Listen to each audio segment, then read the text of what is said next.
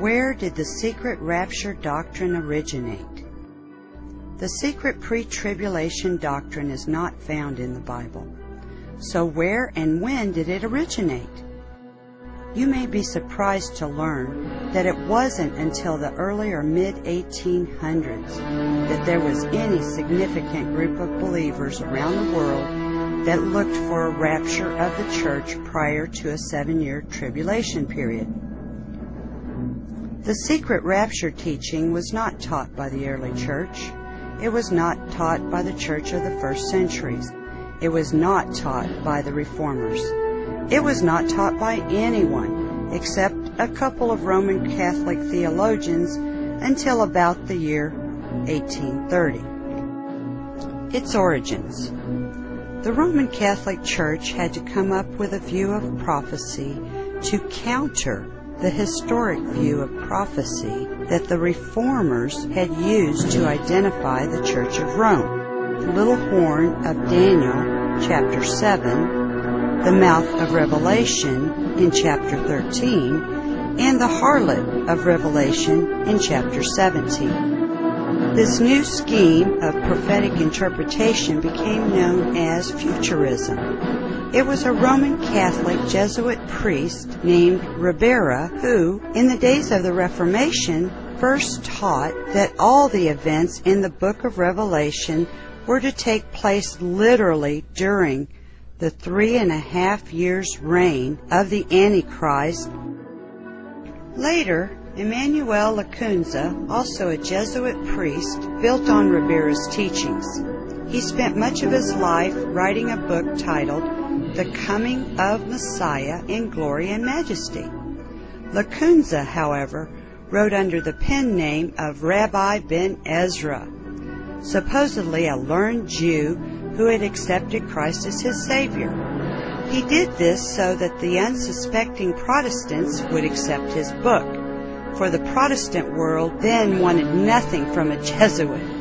His book was published in 1812. Now enter the name of Edward Irving. Born in Scotland in 1792, Irving discovered Lacunza's book and fell in love with it, translated it into English, and it was published in London in 1827. Then Irving began to hold Bible conferences throughout Scotland, emphasizing the coming of Jesus to rapture his church.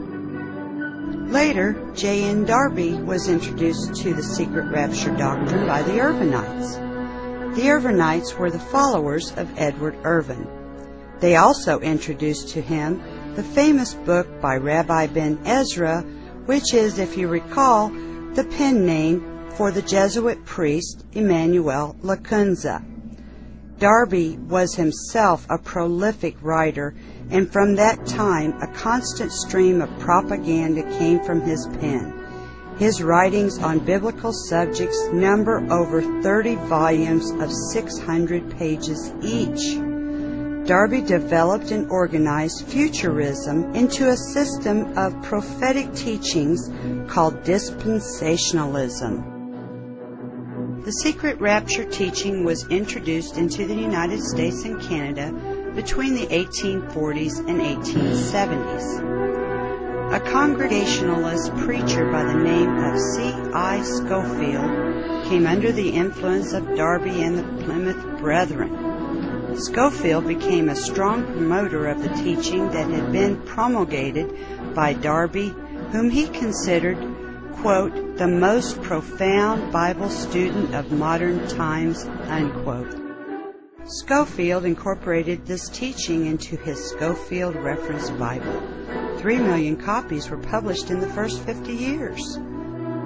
Through this Bible, Scofield shrewdly carried the teaching of the secret rapture into the very heart of evangelism. Many of your modern Baptist pastors rely heavily upon Scofield. There is one final link in the chain of development and spread of the rapture theory that should be mentioned in passing. Scofield and Darby influenced D.L. Moody. Moody was influential in the early Pentecostal movement. How, you may ask? The Assemblies of God are today by far the largest Pentecostal denomination in the world. In 1914, they ordered their Sunday school and study materials from the Moody Press. So the Assemblies of God believed what the Moody Bible Institute taught, which included the secret rapture. And so it is today.